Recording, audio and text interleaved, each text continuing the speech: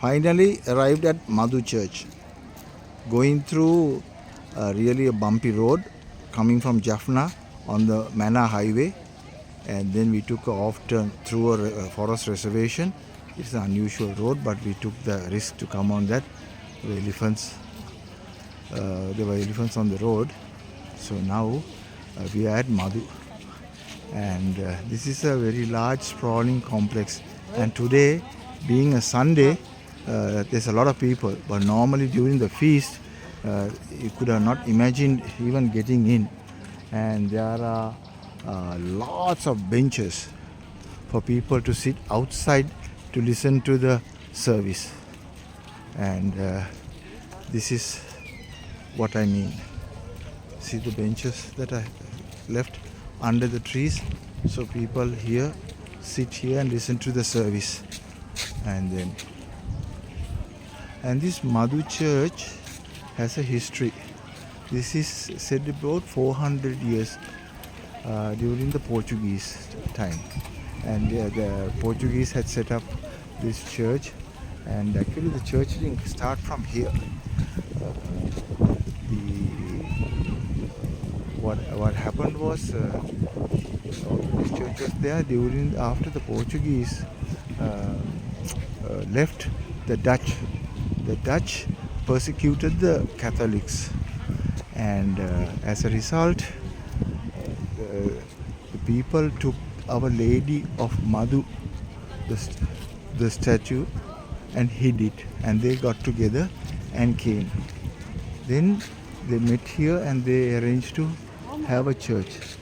Since then, this church has been even Pope Benedict XV in 1921, over 100 years ago, had blessed this church during the British era. But the British didn't persecute the Catholics, and they let them be. So this is one area where the Sinhalese and the Tamils meet. They meet with a common faith of Catholicism. So the Sinhala Catholics and the Tamil Catholics. So they meet here.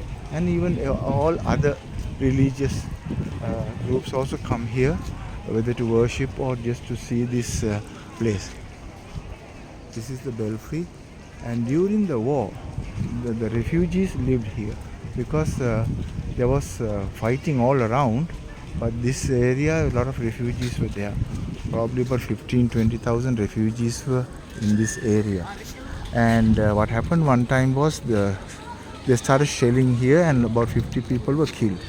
After that, they blamed each other. Both parties were blaming each other.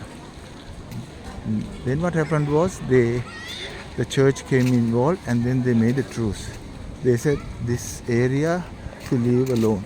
So during the war, this church was not destroyed, and it was run down. People didn't come, and not people didn't come. People were not allowed to come, so they couldn't come here. So this was run down. After the war, there was a lot of rehabilitation, and people started coming back, and there's a lot of faith. There's a lot of faith. There's a lot of slippers on the ground, because here normally other churches, they tend to walk with the slipper, but here they remove. These are, remember, they are Tamils mostly, so they remove their shoes when they go to the house. So now here, and this is the service inside. This is the service inside, and they are all in prayer. And this is a beautiful scenery here. Right, it's very cool inside. It's very cool inside. It's very cool. And lots of people who are here worshipping, and stainless glasses. So I'm coming out again and going through the corridor. This is one of the largest churches. Very large church. Largest churches.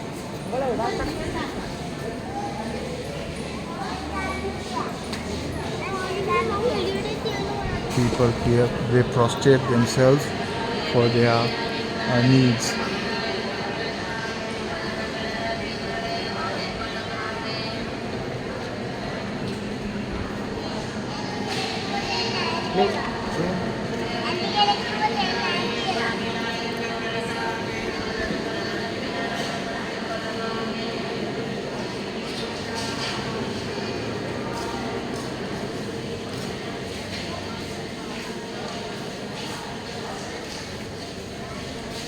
Just giving a little more. It is really people are in a different mood. They are here. They come with their problems to offer their problems to the Lord, and then to take away their problems, take away their sufferings, their diseases, their financial problems, their domestic family problems, and they take away their sins. So this is how they come here and redeem themselves through this wonderful church. Wonderful church. And everybody here inside need not necessarily be a Christian. It's just that they go to God.